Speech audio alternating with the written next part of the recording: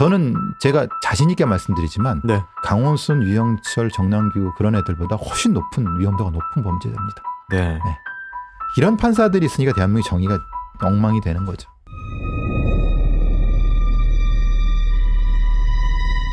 (2006년 5월 15일) 그날도 그녀에겐 그저 평범한 일상 중 하나였습니다. 퇴근 후 친구를 만나 술자리를 가졌던 22살의 회사원 강씨. 밤 11시 50분경 집으로 가기 위해 길로 나섰습니다. 경기도 안양시 안양 팔동의 어느 횡단보도 앞에 멈춰서 있던 강씨. 그녀에겐 너무도 익숙했을 그 장소에서 위험과 마주하게 되리라고 상상이나 했을까. 술에 취해 비틀대던 강씨의 뒤를 아까부터 SUV 차량 한 대가 천천히 쫓고 있었습니다. 그녀가 멈추자 차량도 멈췄고 문이 열리더니 한 남자가 내렸습니다. 그는 강씨와 몇 마디 대화를 나눈 후 비틀대던 그녀를 부축해 차 뒷좌석에 태우더니 곧 어둠 속으로 사라져버렸습니다. 강씨는 그렇게 실종됐습니다. 강씨가 실종되고 5일 만인 5월 20일 화재가 발생했다는 주민의 신고를 받고 소방관들은 급히 군포역 금정역으로 향했습니다. 금정역 인근 전철 방호벽 옆에서 화재가 발생했다는 겁니다. 그런데 현장에 도착한 소방관들은 화재 대신 충격적인 장면을 목격했습니다. 시멘트 블록으로 쌓아 올린 담과 담 사이의 공간에서 시꺼멓게 불에 탄 시신이 발견된 겁니다. 시신은 육안으로 신원 확인이 불가능할 만큼 불에 훼손돼 있었고 나체 상태였습니다. 시신의 양손과 발은 노끈에 결박된 상태였는데 사인은 질식사였습니다. 누군가 그녀의 입과 코를 막아 질식시켜 살해 후 시신을 불에 태웠다고 했습니다. 주변에 소지품 하나 없어 신원 확인이 어려웠던 상황. 하지만 다행히 일부 손가락이 굽은 채로 불에 타지 않아 지문과 과거 치과 기록 등을 토대로 신원을 확인할 수 있었습니다. 참혹한 모습으로 발견된 시신의 신원은 5일 전 실종됐던 강씨였습니다.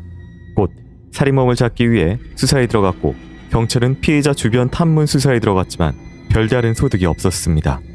그런데 이틀 만인 5월 17일 저녁 그녀의 신용카드가 사용된 정황이 도착됐습니다. 지하철 4호선 3본역 내의 현금 인출기에서 강씨의 신용카드로 13차례에 걸쳐 284만 원이 인출됐던 겁니다. 다행히 현금 인출기에는 CCTV가 설치되어 있었습니다. 이제 범인의 모습만 확인하면 되는 상황. 하지만 그 CCTV는 렌즈만 설치되어 있을 뿐 실제 작동하지 않는 일명 깡통기계였습니다.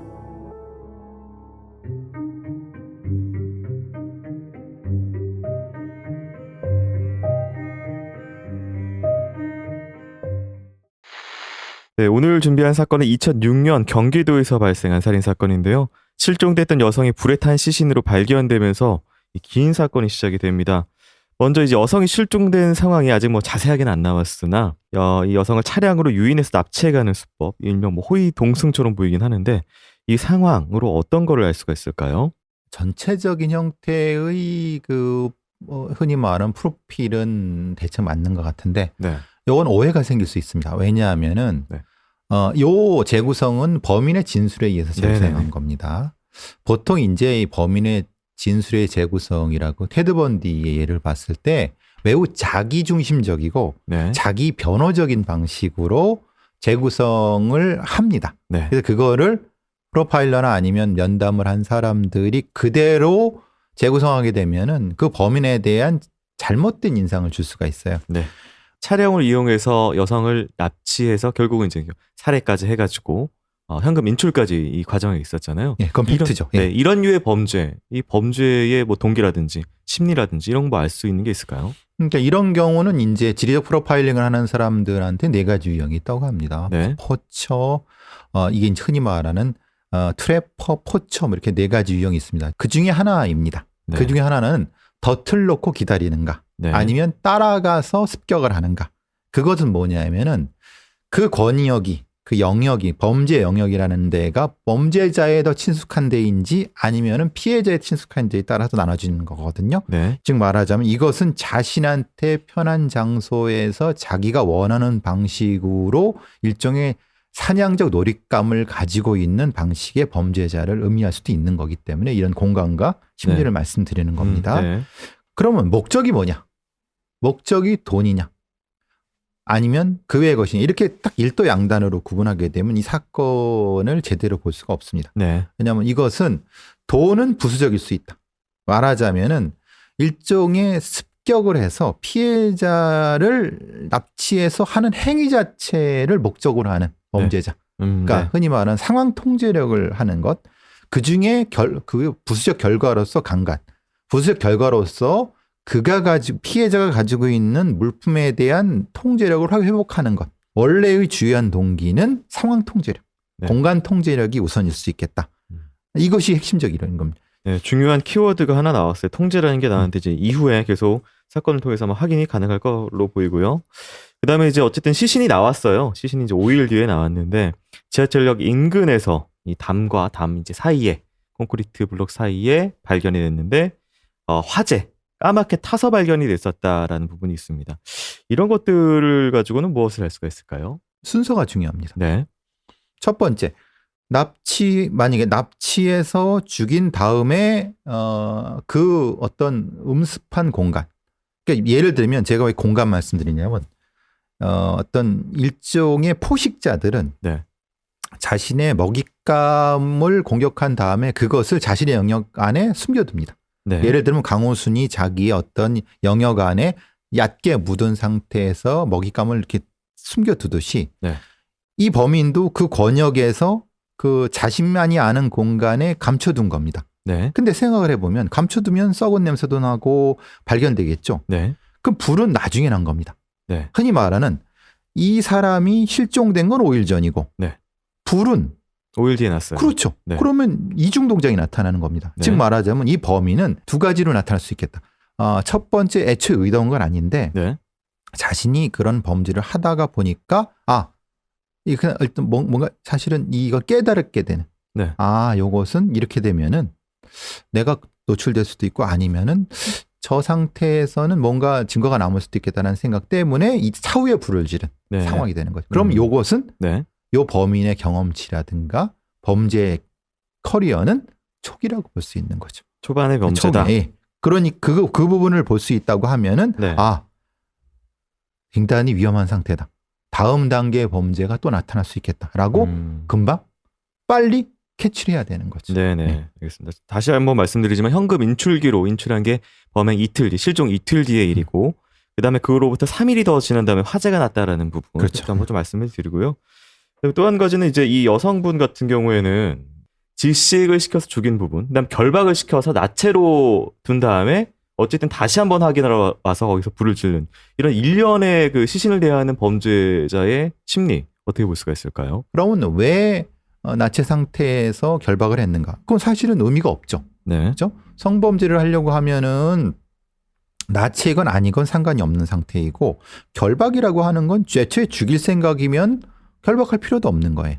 그죠? 네. 그러면 이것은 결박과 죽음과 나체와 성범죄 이게 2x2, 3x3 형태를 함수를 풀어보면 이것은 성범죄가 목적도 아니고 이 살인 자체가 목적인가? 그것도 아닌 것 같다고 하면은 과학적인 행동 즉 이 목적이겠다라고 하는 함수적 결론이 나올 수밖에 없는 거예요. 그러면 네. 그 함수적 결론에 따라서 시체를 어떻게 해야 되겠습니까? 당연히 그것은 어디 갖다 묻을 이유는 없죠. 왜냐하면 네. 과학적 행동이니까. 그럼 그것은 그 시체에 대한 끝없는 모욕이 가능하게 되면은 사람이 볼 수 있는 공간에 전시하는 네. 디스플레이를 할 수밖에 없는. 네네. 그러니까 당연히 그 사람과 공간과 나체와 결박, 그러니까 이걸 흔히 말하는 레스트레인트가 되는 방식이라고 하면은 이 범죄자의 동기가 바로 나오게 되는 거죠. 네. 지금 좀 길게 풀리긴 했는데 어쨌든 중요한 것은 이 순서라는 부분 그리고 또 이제 살인이 여기서 멈추지 않기 때문에 이후에 피해자들 관련된 이야기 좀 나눠보면서 그 동기를 좀 풀어보도록 하겠습니다.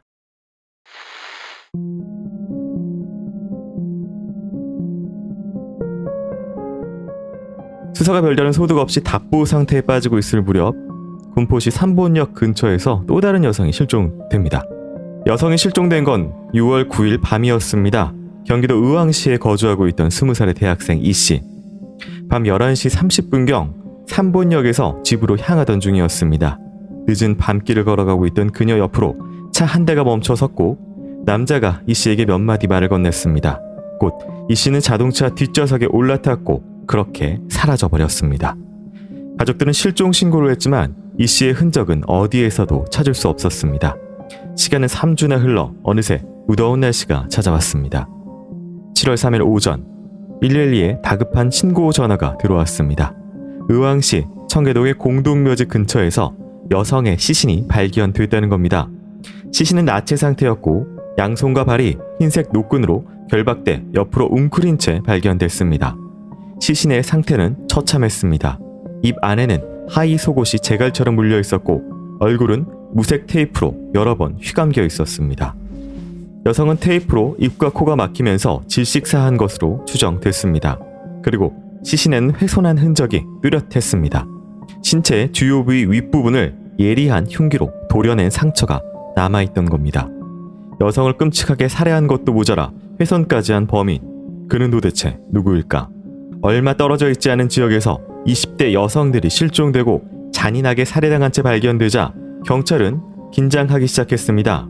특히 3달 전인 2006년 4월 연쇄살인범 정남규가 검거된 뒤였기 때문에 이번 사건들이 또 다른 연쇄살인은 아닐지 의심되는 상황이었습니다. 게다가 이 씨의 시신이 발견되긴 이틀 전인 7월 1일 밤 11시경 또 한 명의 여성이 실종됐다는 신고가 이미 접수된 상태였기 때문입니다. 실종자는 27살의 직장인 박 씨였습니다. 박 씨는 늦은 저녁 시간 집으로 가기 위해 택시를 잡으려고 길을 건너는 중이었습니다. 그때 신호를 받고 서 있던 SUV 한 대, 그 차에 타고 있던 남자는 걸어가는 박 씨의 뒷모습을 주시했습니다. 곧 신호가 바뀌자 차량은 그녀를 앞지른 채 멈춰 섰습니다. 박 씨는 곧 일어날 일을 전혀 예상하지 못하고 천천히 차량 근처로 걸어오고 있었습니다. 그녀가 가까이 다가오자 자동차 문이 열리며 남자가 내렸습니다. 그는 갑자기 걸어가는 박 씨에게 뛰어들어 강제로 차에 태우려고 했습니다. 박 씨가 소리를 지르며 반항하며 땅에 무릎을 꿇고 넘어지자 남자는 그녀의 몸을 일으켜 세워 결국 강제로 뒷좌석에 밀어 넣었습니다. 박 씨는 차문을 열고 도망치려고 했습니다. 하지만 잠겨있던 문은 꼼짝도 하지 않았습니다. 차량은 인적이 드문 장소에 도착해 멈춰 섰습니다. 남자는 주머니에서 과도를 꺼내 들더니 뒷좌석으로 옮겨갔습니다. 그는 박 씨를 위협해 스스로 옷을 벗게 만든 후 성폭행했습니다. 그리고 손과 발을 노끈으로 결박한 뒤 속옷을 입에 물리고 테이프로 얼굴을 수십 회 감아 잔혹하게 살해했습니다. 범인은 마지막으로 피해자의 신용카드와 귀금속 그리고 디지털 카메라를 훔쳤습니다.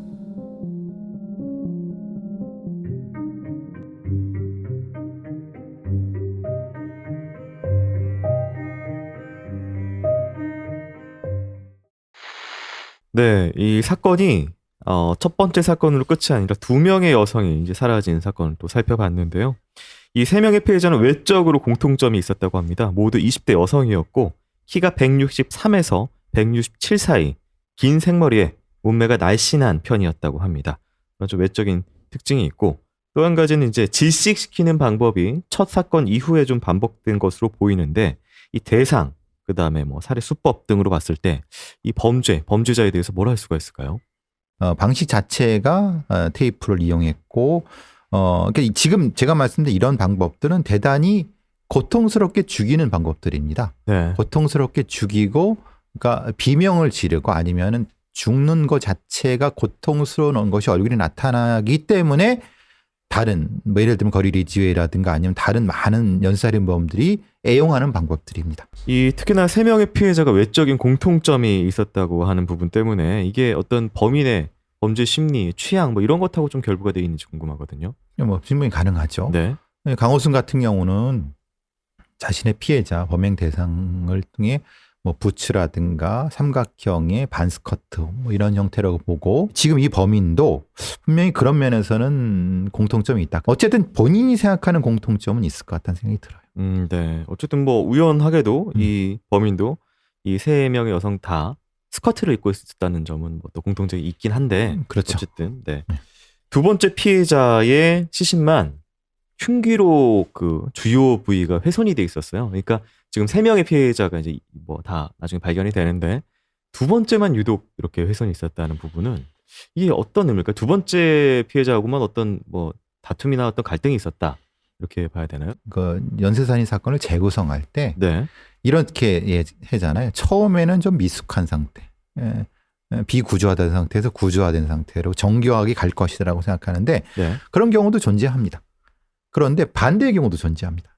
처음에 아주 상당히 이 계획적이고 준비를 잘했는데 살인에 대한 어떤 문턱에 들어서 살인을 한번 경험하고 사람을 죽이게 되고 가학적인 상황이 되면은 그 감각적인 형태의 그것을 잊지 못해 갖고 오히려 감각적인 게 더 높은 상태에서 계획성이 떨어지는 형태가 됩니다. 즉 말하자면 그것을 꾸준히 계획적이나 심각한 세밀함을 유지하는 연쇄살인범도 있지만 오히려 거꾸로 처음에는 아주 계획적이고 정교하게 했는데 뒤로 갈수록 엉망으로 굉장한 살인에 대한 어떤 그 욕구만 더 높아지는 경우가 있습니다. 네. 아마도 그런 상태였다고 보면은 여러 가지 방법을 시도했다. 예를 들면 지금처럼 이 공격을 했는데 피해자가 상당히 큰 반항을 해서 거기에 따른 분노 때문에 손에 잡히는 대로 공격을 했을 수도 있겠다.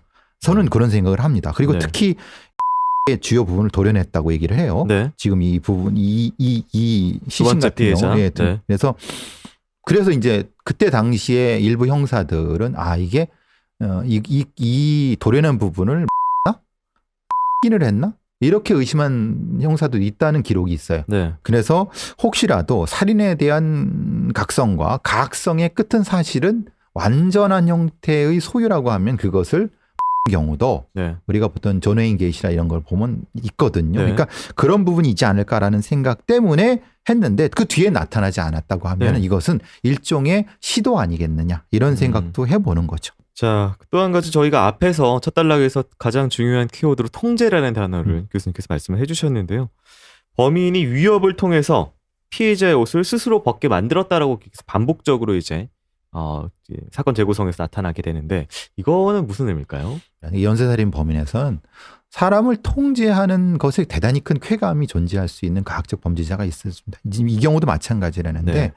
흔히 말하는 짧은 어떤 말을 가지고 통제할 수 있다고 하면은 자기가 스스로 벗기는 것보다 그러니까 자기가 강제로 벗기는 것보다 이 범죄자가 시켜갖고 하는 것이 더 높은 수준의 각성이 놓을 수 있거든요. 네. 그러니까 그걸 또 스스로 자랑스럽게 얘기를 했다고 하면은 그럼 이 두 번째 이 범죄의 재구성은 이 범인이 한 얘기가 맞는 거죠. 계속해서 조금씩 선명해지고 있는 부분이 있고 그렇죠. 앞에서의 신용카드를 첫 번째 피해자 같은 경우 훔쳐가지고 거기서 이제 인출했던 부분 이 마지막 피해자 같은 경우 또 신용카드 귀금속 또 한 가지 디지털 카메라까지 또 가져가는 부분이 있는데 거기서 그냥 딱 끝나지 않고 금품도 같이 또 가져간단 말이에요. 이건 무슨 의미일까요? 범행을 하다 보면은 그 피해자의 물건이 보이면은 그 물건을 가지고 돈이라든가 이걸 통해서 그 피해자를 괴롭히고 학대할 수 있고 그것을 소유함으로써 이 피해자를 완전하게 소유했다고 하는 그런 일종의 망상을 실현하는 방식이거든요. 그의 물품까지 소유함으로 인해서 그렇죠. 너를 완벽하게 소유했다. 그렇죠. 물품을 가져갖고 그것을 내가 소유한 다른 사람한테 이전함으로써 네. 완전하게 내가 이 상황을 통제하고 있고 소유했다는 그런 쾌감을 갖는다는 거예요. 물적 욕망이랑은 전혀 다른 거네요. 물적 욕망은 상관없습니다. 그래서 그것을 네. 해석하는 사람들이 이것은 이 살인도 하고 강도도 하고 절도도 한다고 하는데 그건 천만의 말씀입니다. 그게 아니라 그건 이 살인에 대한 욕망이 아니라 통제에 대한 욕망 속에 존재하는 하나의 하부 카테고리입니다. 이 3명의 여성을 잔인하게 살해한 범인 과연 그는 누구였는지 수사 내용 한번 좀 들어보도록 하겠습니다.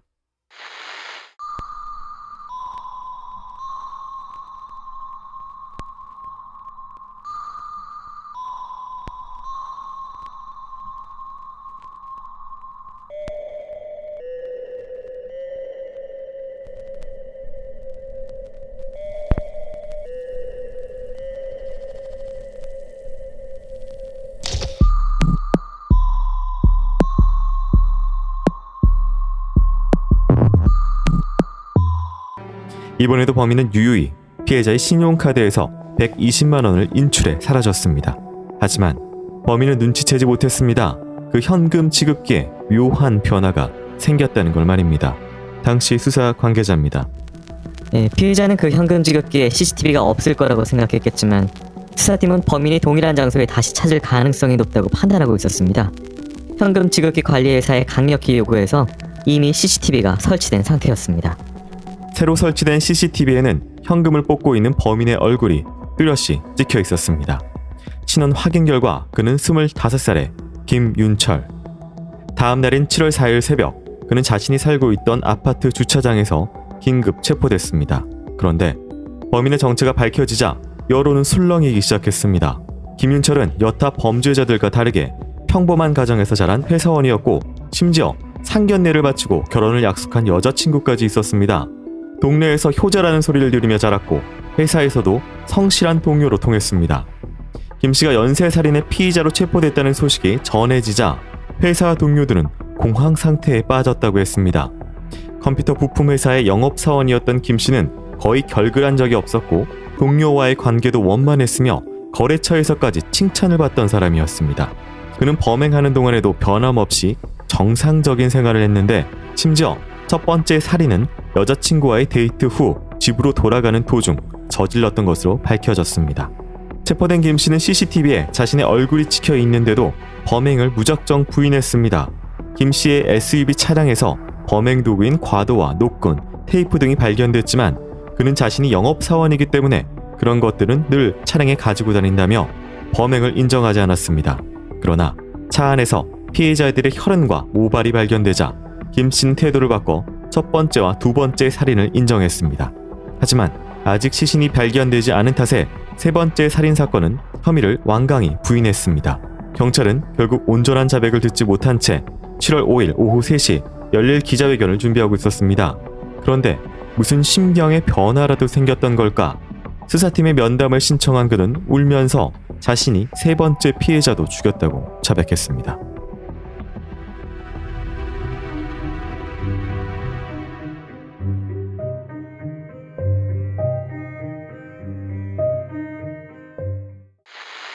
네, 범인을 검거하고 그가 어떤 사람인지까지 들어가 봤습니다. 먼저 이제 세 건의 살인을 결국은 마지막에 자백까지 하면서 다 얘기를 했는데 이 세 번째 살인 사건 자백하면서 유기 장소도 얘기를 했습니다. 의왕시 하기동에 있는 백운호수 인근의 풀숲에서 시신이 발견됐는데요. 다른 시신들과 마찬가지로 나체인 상태, 손발이 노끈으로 결박된 채 엎드려서 발견이 됐었다. 이렇게 해가지고 시신에 대한 공통점이 좀 발견이 되네요. 공통점이 뭐죠? 다시 말씀. 결박되어 있는 상태. 아니죠. 네. 결박되어 있는 게 아니라 네. 결박되어 있지만 묻지를 않은 거죠. 아, 네. 예, 이게 지금 큰 차이가 있습니다. 네. 우리가 보통 살해를 하게 되면 안 보이게 땅에 묻거나 물에 네. 던지거나 아니면 뭐 토막을 내서 훼손을 하거나 이런다고 하는데요. 네. 얘는 다른 겁니다. 이 네. 범인은 그보다 한 단계 높은 겁니다. 즉 말하자면은 이 피해자들을 자기만 볼 수 있는 묻지 않은 공간에 이렇게 전시해 놓는 형태입니다. 이게 매우 위험성이 높다는 것은 그 공간이라고 하는 데가 이 범인이 늘 돌아다니는 데입니다. 네. 즉 말하자면 저기에 내가 유기한 풀속에 있는 저 피해자가 있고 저 피해자를 내가 늘 산책하듯이 볼 수 있는 그런 그의 직업이 영업사원이었다. 돌아다니는 사람이었다는 게 중요하겠네요. 그렇고 네. 묻을 이유가 없는 겁니다. 네. 굳이 묻어갖고 네. 그것을 나만의 어떤 환상을 실현하는 것에 방해받고 싶지 않았던 겁니다. 그것의 중간 정도가 강호순이죠. 강호순은 약간만 묻었기 때문에 네. 그 묻는 거에 따라서 사실 다르거든요. 본인이 이제 거기서 현금을 찾았는데 뭐 별다른 그게 뭐 몽타주 배포라든지 뭐 특별한 게 없었기 때문에 다시 찾아간 걸까요? 아니면 왜 똑같은 곳을 다시 찾아가서 이렇게 한 이거는 걸까요? 그래서 아까 제가 퇴행적이라는 말씀도 드렸고 네. 범죄 공간이라는 말씀도 드린 것이 그겁니다. 한 번 이제 범행을 했어요. 네. 범행을 하는데 아직 시체가 발견되지 않았어요. 왜냐하면 시체가 발견되지 않은 건 자기가 알죠. 왜냐하면 늘 지나다니는 길에 거기 아직도 있으니까. 네. 그건 뭐냐면은 내가 이 카드를 써도 된다는 것을 얘기를 하는 거니까. 네. 그래서 확인을 했어요. 근데 썼는데 실제로 보니까 이제 수배도 안 되고 뭐 그렇게 됐단 말이에요. 그러니까 다음 단계에서 또 똑같이. 그러니까 일종의 경험치가 나는데 퇴행적 경험치가 되는 거죠. 같아요. 어쨌든 뭐 생각의 바운더리가 좀 좁다라는. 좁아지는 거죠. 네. 네. 알겠습니다. 그리고 특히 그래서 네. 이때 이제 CCTV에 이 현금 지키 CCTV를 강력히 설치해 요구한 부분은 네. 이때쯤에 이제 이런 종류의 범죄자는 공간을 떠나지 않는다. 한 번 온 것도 또 온다라고 하는 그런 것을 조언했던 사람들이 있어요. 네.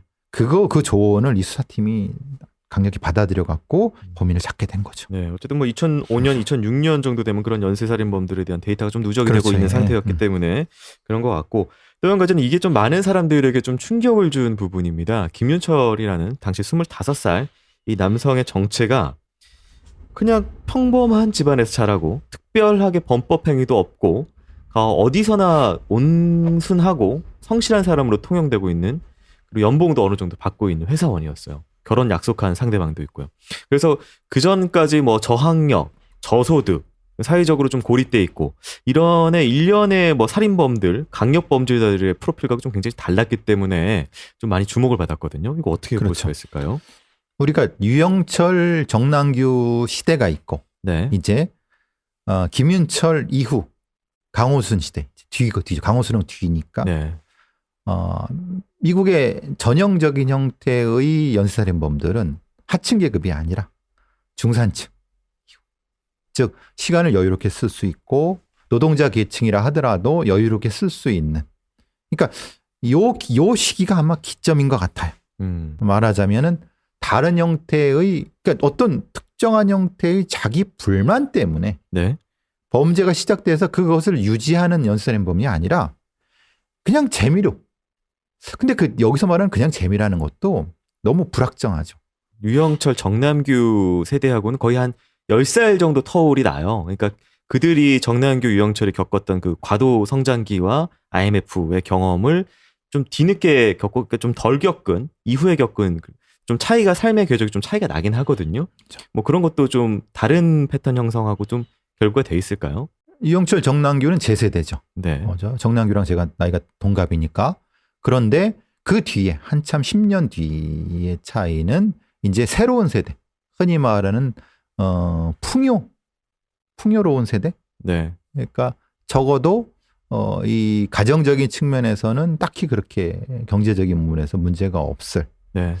그런데 정신적으로는 모를. 그 세대의 기점이 바로 이 되는 거죠. 어쨌든 그런 이 사람에 대해서 자세하게 알기 위해서 그가 밝힌 범행 동기 무엇이었는지 한번 들어보고 맞는 말인지 또 분석을 한번 해봐야 되겠네요. 잠시 듣고 오도록 하겠습니다.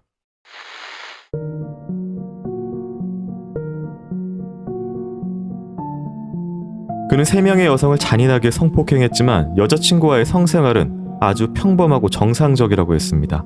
가족과 사이도 좋았고 회사 생활에도 만족했다고 했습니다. 그는 전문대를 졸업하고 수년간 같은 회사에서 영업사원으로 근무 중이었습니다. 김 씨의 연봉은 당시 2,800만 원 수준으로 2006년엔 풍족한 편이었습니다.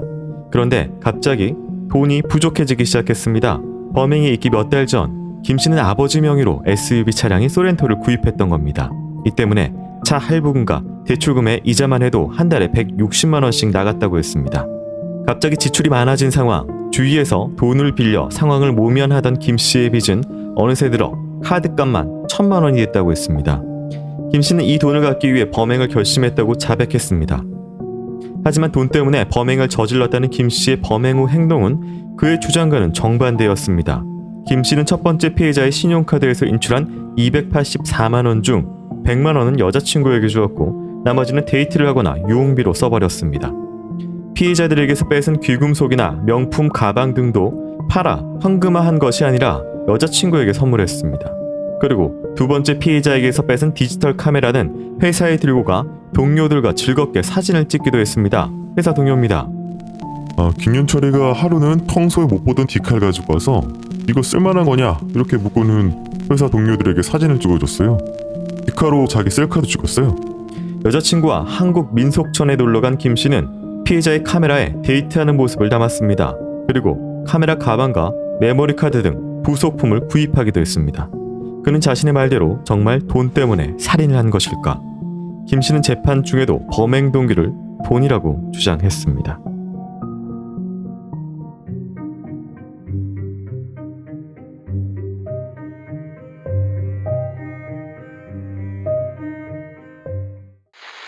네, 그가 범행 동기로 밝힌 돈 관련된 이야기를 얘기를 했습니다. 근데 그가 뭐 쪼들려서 살았던 사람은 아니고 직전에 사실은 차 때문에 뭔가 빚이 있었던 것은 사실이었으나 이후에 했던 행위는 그 빚을 갚기 위해서 무엇이든 다 팔아서 현금화했던 행위와는 좀 달라 보이네요. 이거 어떻게 볼 수가 있을까요? 연봉이 2천만 원이에요. 2,800이에요. 네, 2006년에요. 네. 근데 자기 빚이 1,000만 원이에요. 네. 그게 과도한 빚인가요? 1년에 좀 아껴 쓰고 장기적으로 네. 몇 년이면 금방 갚는. 그렇죠. 네. 그리고 집이 뭐 다른 것도 아니었고 네. 이 전형적으로 쓸데없는 방식으로 변명을 하는 거예요. 네. 사실 안타까운 것은 이렇게 말할 때 사실 좀 다른 방식으로 프로파일링 면담이 진행됐어야 되는 건데 이거를 김인철이 한 말대로 그대로 받아들였다는 건 이거 사실 안타까운 부분이 있는 거고 네. 김인철이 하지 않은 얘기가 있죠. 너 왜 사람을 그렇게 가학적으로 죽였어?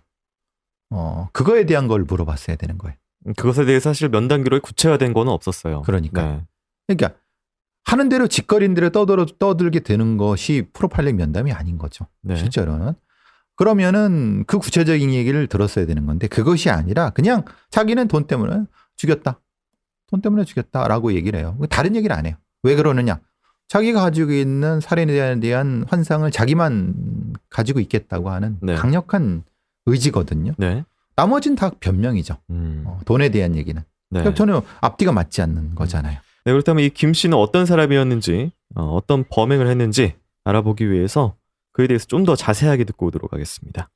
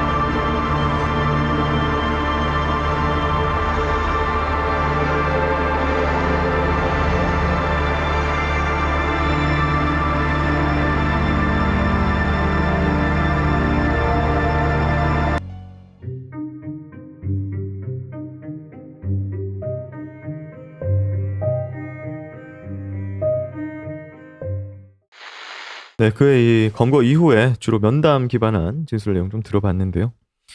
평범한 삶을 살았다. 그런데 사고가 났다. 가족이 걱정된다. 이런 류의 진술을 해요. 이 사람들은 이렇게 생각을 합니다. 네. 왜냐하면 자기는 되게 평범하다. 아주 평범하게 생활을 했는데 뭔가 나한테 이제 툭 들어와서 내가 그것을 해결했을 뿐이다. 단지 그냥 사고다라는 생각을 합니다. 네. 액시던탈 이벤트라고 합니다. 교통사고 아니면 트래픽 액시던트 정도로밖에 생각 안 합니다. 네. 김인철이도 똑같이 생각한 거예요. 나는 장가도 가고 아니면 내 생활에 대한 것도 다 있는데 피해자 이런 뭐 같지도 않은 것들이 갑자기 내 생명에 들어왔고 그걸 처리한 거야 라고 생각을 합니다. 오히려 그 사람들 때문에 내 삶이 망가졌다고 생각하는 거죠. 예. 네, 이런 그게 식으로. 이제 흔히 슈퍼 프로데터라는 개념을 쓰는데 네. 그게 이제 보통 미국에는 14세부터 24세까지의 사람들을 그렇게 지칭을 합니다. 네. 아무런 감정도 없었고 자기 삶만 중요하게 여긴 사이코패스 중에서도 아주 그 범죄 수위가 높은 존재들을 얘기를 하죠. 첫 번째 사건을 묘사하는 부분에 있어서도 그 여자가 힘들어 보여서 내가 부축을 해줬고 그 다음에 뭐 이렇게 하다 보니까 뭐 합의하에 됐는데 갑자기 다른 말을 해서 실강의 중에 내가 입을 막았는데 픽 죽어버렸습니다. 전적으로 거짓말입니다. 네. 그거는. 왜냐하면 그건 자기가 생각하는 피해자에 대한 네. 일종의 환상이죠. 그러니까 일종의 그 공격입니다. 네. 그러니까 쓰레기가 술 처먹고 빌틀거리는 거 내가 도와주려고 했는데 그래서 성관계를 남자친구도 있는 애가 그래 했는데 갑자기 이게 미친 나를 강간 뭐라? 그걸 내가 해결한 거야. 이렇게 생각하는 겁니다. 반박할 수 있는 실제 데이터가 있어요. 이 첫 번째 피해자 같은 경우에 사실 아까 말씀드린 11시 50분쯤 이제 이 차에 탑승했다고 하는데 11시 58분에 남자친구한테 전화 시도를 합니다. 한 3초에서 10초 정도 간격에 신호가 갔다고요. 연결이 안 되자 1분 뒤에는 112에 전화를 합니다. 3초에서 10초 정도 신호가 갔다 그러는데 둘 다 받지 않았고 특히나 이제 뭐 그런 것 때문에 합의하에 그렇게 한 사람이 이렇게 구조 전화를 한단 말이야 라고 이렇게 반박하는 객관적인 팩트가 있거든요. 그래서 네. 이 재판이 개판이 된 거죠. 왜냐하면 이거를 그대로 받아들여 갖고 얘가 그 무기징역이 난 겁니다. 왜? 이 책임은 다 피해자들한테 있으니까 사람을 셋이나 잔인하게 거의 뭐 훼손까지 해서 죽였는데 이 무기징역 말이나 됩니까? 맥락상 김인철이의 말을 들은 거예요. 네. 잘못은 피해자가 한 거고 나는 그냥 잘 살고 있는데 우연히 해갖고 이렇게 된 거라고 생각을 하는 거예요. 이게 지금 그래서 이 프로파일링 면담이 엉망인 이유도 말씀드린 거고 수사 자체에 대한 법과학적 수사는 잘 됐지만은 네. 얘의 동기를 밝혀내는데 실패를 했기 때문에 법관은 죽인 거는 의미가 없어요. 동기가 중요해요. 살인에 대해서는. 네. 수사진 누가 프로파일인지 모르겠지만 동기를 못 밝혀냈기 때문에 재판은 판사들의 영역으로 넘어가서 무기징역밖에 안 된 겁니다. 이게 지금 이 상태가. 참고로 이 첫 번째 피해자에 대해서 김윤철이 후에 뭐라고 했냐면은 강간이나 한번 하려고 했지 처음부터 죽일 생각은 없었다라고 이렇게. 살인이 아니라는 거예요. 네. 살인이 아니고 강간치사라는 겁니다. 그렇기 때문에 이것도 살인죄가 벗어나는 거예요. 네. 법관의 머릿속엔 그겁니다. 네. 그래서 왜 재판이나 수사에서 동기를 밝혀내는가 중요한가? 왜 프로파일링이 중요한가? 직접 증거를 찾는 것보다 네. 동기를 찾는 게 중요한 게 바로 이것 때문에 그런 겁니다. 이 김인철 사건이 아주 전형적인 사건입니다. 형이 무기징역 1심에서 무기징역이 선고받았고 이 세 번째 피해자 아버님이 이 당시에 경찰 홈페이지에 어떻게 3명 살해를 하고 이렇게 훼손까지 한 범인이 사형이 아니라 무기징역이냐라고 이렇게. 불합리하죠. 네. 말도 안 되죠. 저도 이 사건은 말도 이해를 못 하겠습니다. 굉장히 안타까운 사실도 하나 있습니다. 앞에서 잠깐 말씀드렸다시피 첫 번째 피해자 같은 경우에는 경찰에 신고를 했습니다. 전화를. 경찰이 울렸기 때문에 그 번호를 받긴 했는데 경찰에서 다른 반응을 안 했어요. 다시 전화를 되돌아 걸려서 확인을 한다든지 위치 파악을 한다든지. 그래서 그거 가지고도 그 첫 번째 피해자 유족들이 왜 확인을 안 했냐라고 하니까 담당 경찰서에서 서장이 그렇게 잘못 걸려온 전화가 많은데 그런 것까지 일일이 파악을 할 수가 없는 상황이다. 이렇게 대답을 했다고 해요. 네. 김인철 강호순 사건이 기점이 돼갖고 이런 형태의 실종 이런 부분을 정식 수사로 했죠. 그 이전에는 네. 아예 사건 취급도 안 했습니다. 흔히 말하는 네. 경찰이 그랬을 거예요. 그 여자 그냥 술 먹고 잘못 눌렀을 거예요. 강력 사건 관련 없습니다. 다 이렇게 치부해 버리는 이 강력 사건이거든. 네. 이런 게 사실은 문제가 된 거죠. 김윤철이 안 잡혔으면 범행을 계속했을 거냐는 전문가의 질문에 대해서 정답은 모르겠습니다. 라고 이렇게 얘기를 해요. 제가 이거 써온 이유가 정답은 모르겠습니다라고 했던 이 워딩이 좀 뭔가 독특해서 이 김윤철에 대해서 좀 정리를 하고 좀 끝내야 될 것 같은데요. 정답은 모르겠습니다. 그러니까 이 새끼가 완전히 그 사람 갖고 노는 거거든. 얘는 김윤철은 그때도 마지막까지도 절대 그 반성이라든가 없이 완전히 이걸 놀이로 생각한 존재였거든요. 네. 그러니까 네가 한번 맞춰봐라는 거예요. 내가 했을 것 같니? 더 했을 것 같니? 라고 하는 거예요. 여기서 말하는 정답은 네. 면담자, 상대 전문가의 그렇죠. 입장에서 네. 네가 원하는 정답은 난 모르겠다. 어쨌든 이 김윤철 사건은 가학적 살인자, 세디스틱 머더의 전형적인 것을 얘기를 하고요. 네. 초포식자이면서 사이코패스일 가능성이 높고 그 다음에 이것에 각성되게 된 동기에 대한 걸 유발 원인을 찾았어야 되는데 네. 전혀 그거 자체가 찾아지지 않았어요. 이거는. 그러니까 결국은 재판도 이렇게 된 거죠. 네. 이 김윤철이를 아주 심도 깊게 연구를 했어야 되는 거예요. 그래야지 그 뒤에 나타나는 강호순 이런 사건에서 대비를 할 수 있는데 네. 김윤철을 그냥 이렇게 버려두니까 완전히 그 뒤로는 감당을 못한 거죠. 네.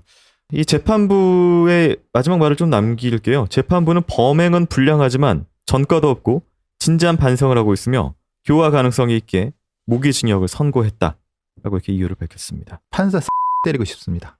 네. 네. 왜? 전과가 없는 거? 그죠? 그리고 진지한 반성입니까 이게? 네? 진지한 반성을 했나요? 진지한 반성을이라는 게 네.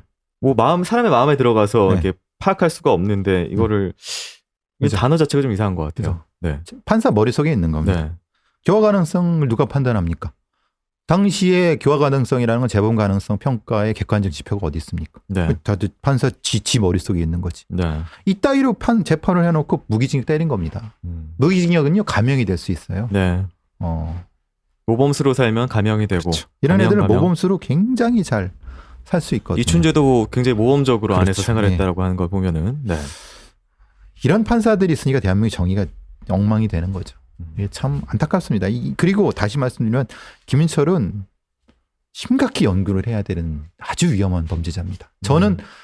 저는 제가 자신 있게 말씀드리지만 네. 김윤철은 강원순, 유영철, 정남규 그런 애들보다 훨씬 위험도가 높은 범죄자입니다. 네. 네. 자, 오늘 저희가 준비한 크라임은 여기까지입니다. 저희 크라임은 팟캐스트 플랫폼 팟빵과 유튜브를 통해서 방송되고 있습니다.